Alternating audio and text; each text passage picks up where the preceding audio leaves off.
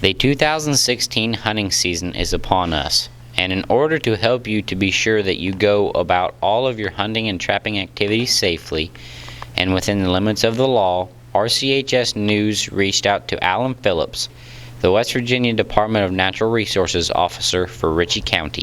Our primary responsibility is to enforce game and natural resources laws, as well as environmental laws throughout the state of West Virginia. According to Officer Phillips, the DNR's foremost concern is safety. That's our primary goal. We teach hunters education classes for safety, so we can bring the children up in a safe environment. They're safe, nobody's out getting hurt. Teach them firearm safety, tree stand safety, things like that. Of course, all hunters must be licensed. Officer Phillips explained how to go about getting a license. There's a couple different ways. In 2015, they started a new online licensing system to where you can actually go online, sign up for our new DNR identification number, and access. You can print off, purchase your hunting license, print it off that way, or you can go to license agents in the counties. Here in Rchs County, you have Stouts Hardware and North Bend State Park. We asked Officer Phillips what is the most common hunting violation that he encounters.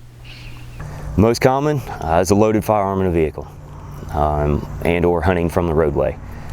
There is often a misconception about the rules for hunting on private versus public lands. Officer Phillips clarified the issue for us. Hunting on private land are basically the same as hunting on public land. You still have to have your hunting license. Well, scratch that. You don't have to have a hunting license unless you're hunting on somebody else's land. If you're hunting on your own land and you're a resident landowner, you don't have to acquire a hunting license. If you're hunting on somebody else's land, you still do. You have to have a hunting license. Here's what Officer Phillips said you should do if you witness a hunting or safety violation of some kind. If it's an active violation, go ahead and call 911. They'll get a hold of me or another officer stationed in the county. Someone will respond to the area. Above all, Officer Phillips said to remember the 4 cardinal rules of firearm safety. Know your 4 cardinal rules for firearm safety. Treat every firearm as it's loaded at all times. Keep the muzzle pointed in a safe direction. You keep your finger off the trigger until you're ready to shoot. And then the 4th cardinal rule is know your target and what's beyond it. You don't want to shoot at a deer and there's a house behind it or another hunter in the direction. On a final note, Officer Phillips pointed out that it is important to read this year's hunting and trapping guide because some aspects of the rules change from year to year and county to county.